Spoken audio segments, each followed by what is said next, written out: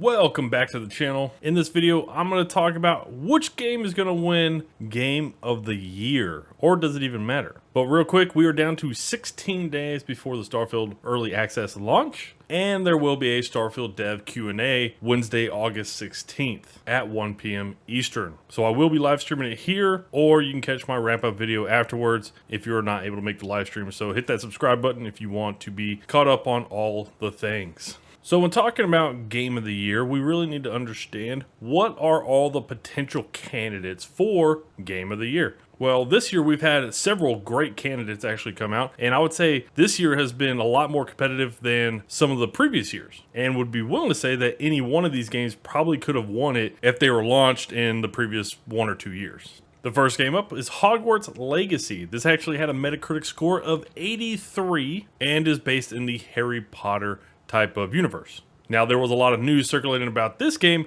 back when it was released just because J.K. Rowling had made some comments that had a lot of woke people all up in arms about stuff. So, hey, you know what? If you're pissing off woke people, you get a clap in my book. The next one up on the list is The Legend of Zelda Tears of the Kingdom with a Metacritic score of 96.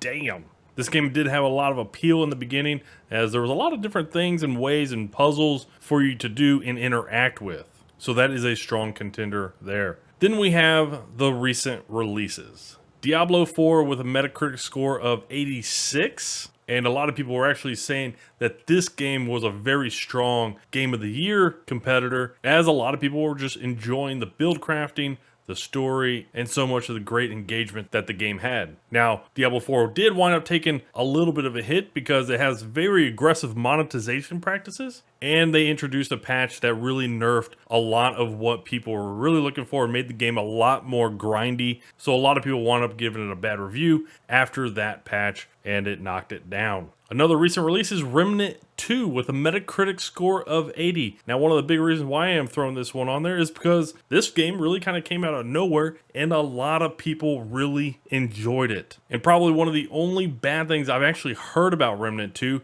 is that the game is kind of tough. Well, you know what? Suck it up, kiddo. Not every game is supposed to be a cupcake. Then we have Baldur's Gate 3 with a current Metacritic score of 97. Now, if you pay attention to really anything in the gaming area, you know that Baldur's Gate 3 is getting a lot of praise right now. There's a lot of deep character creation possibilities, and the RPG and the way the story changes with how you interact and make choices in the world is something that is getting praised a lot. Now, the last game that will probably be getting a lot of competition for that Game of the Year award will be Starfield, which will be releasing at the beginning of September. And if Bethesda can hit on all the things that they are talking about, and the game is not Bethesda clunky on release, then they should have a pretty good shot at Game of the Year. Now, in my opinion, I really think Game of the Year is going to wind up coming down to 2 games. I really think Baldur's Gate 3 is probably holding it right now, and it's going to be up to Starfield to see if it can actually dethrone and take that award away for themselves. Now, one of the things that Baldur's Gate 3 has actually been making some headlines about is because there was a dev that actually pushed back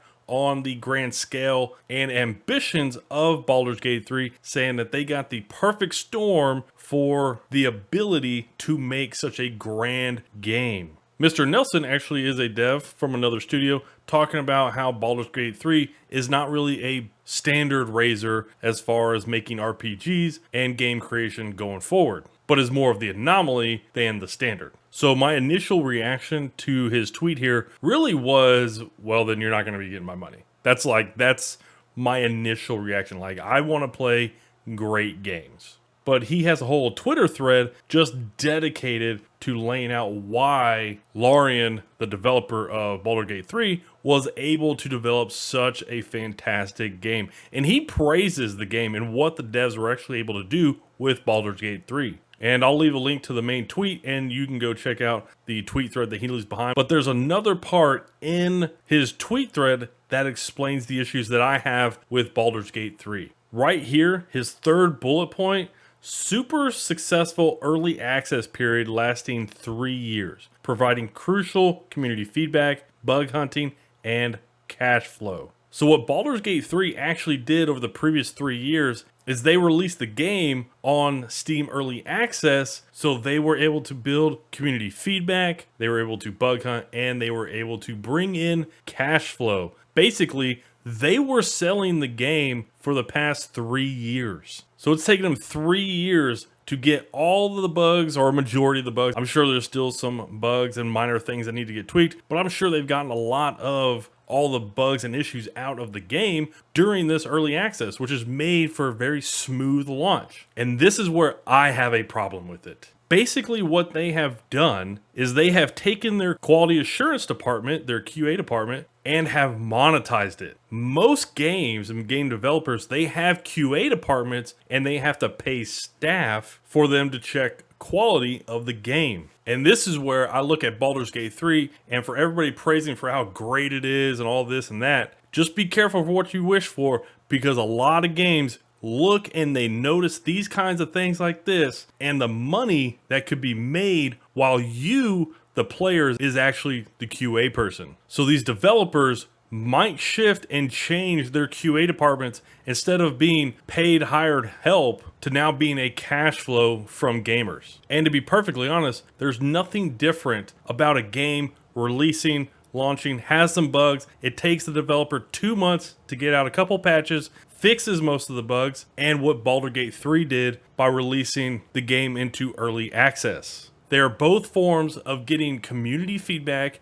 bugs figured out, and fixing them. It's just that Baldur's Gate 3 was able to bring in money over the 3 previous years. And this is where I'm going to turn to Starfield. Starfield didn't go through an early access period like Baldur's Gate 3 did, and has been developed entirely in-house. Now, yes, it was delayed a year, and it sounds like a lot of that was to squash bugs, make sure the game's running smooth, and things like that. But this could be Starfield's opportunity. Because if they come out and knock it out of the park on the RPG side, the gameplay experience is just as fantastic, but they didn't take in money for the last 3 years, and they deliver a game that they are leading us to believe is polished. As one Xbox exec even said, this is going to be Bethesda's least buggy game at launch. So if Starfield can deliver on all these goods, they should be right there in the running for Game of the Year, and most likely right along with Baldur's Gate 3. Now, in my personal opinion, out of all of these games, I think the one that could possibly do the most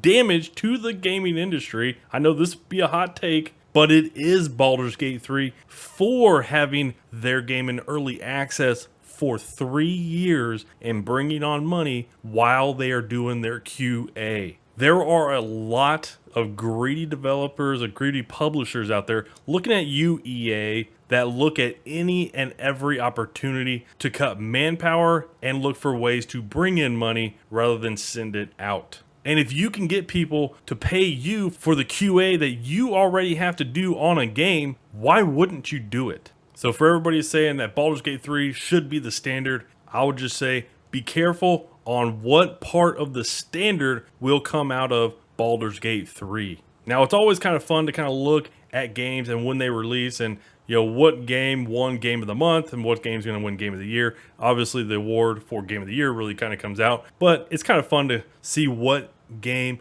wins Game of the Month, especially when there's a new game that gets released. And obviously, Baldur's Gate 3 is going to win August Game of the Month, right? But when we get to September, Starfield will release, and I would imagine that Starfield will win Game of the Month for September. And a big reason why is because PC players and a lot of content creators that play on PC will, for the most part, well enough into Baldur's Gate 3 to say, hey, you know what, I'm going to go see what Starfield's about and give that a shot. And Baldur's Gate 3 is going to be releasing on PlayStation at the beginning of September. So if Starfield can crush it, and there's no major issues, will there be bugs? Yes, I'm assuming there will be some bugs. I say it's going to be a perfect game. You're just going to be lying to yourself. But will there be any major issues preventing you from really playing the game? I would imagine probably not. And Starfield could run that momentum into the end of the year. But even if Starfield doesn't win Game of the Year and Baldur's Gate 3 does win it, it doesn't mean it will leave the more lasting impression over Starfield. Do you know what game won Game of the Year back in 2018? Well, let me tell you, it was God of War. And the only thing that I know about God of War is the one-line dialogue the main character, Kratos, has in that game. And he says, boy a lot. And that's really all I've ever heard about God of War. But another game that came out that year, Red Dead Redemption 2, even though it has a better Metacritic score, didn't win Game of the Year, but it has left a lot better impression over the long term. I don't know about you, I don't hear anything about God of War anymore unless someone says boy, and we're just kind of joking around, talking in parties or whatever. But it seems like at least once a week, somebody is finding something new that has never been discovered before in Red Dead 2. And that's where, when I look at Starfield and hearing the devs talk about they have a pathway, not just for the near term, but for the long term, because players play their games for such a long period of time that they were focused also on the long term, makes me think that Starfield will be kind of like Red Dead, and it will have an impression over the much longer period of time. So is Baldur's Gate 3 a hell of a game and it's doing fantastic? Everybody's loving it and praising it? Yes. Looking at the game, yes, it is doing fantastic. But that's not to say that all their practices are on the up and up, and we might see some of those Baldur's Gate 3 practices continue on and be the standard going forward, just not the standard you wanted. As far as Starfield, who knows if it wins Game of the Year? Obviously, Baldur's Gate 3 has a lot of momentum, has a lot of going for it. It has knocked it out of the park. But I think Starfield's impression over the longer period of time will be the more impressive game. So let me know what you think down below. Do you think it's going to come down to Baldur's Gate 3 and Starfield? Or do you think one of the other games, or maybe even another sleeper game that I didn't even bring up, will also be in consideration for Game of the Year? Alrighty, take care.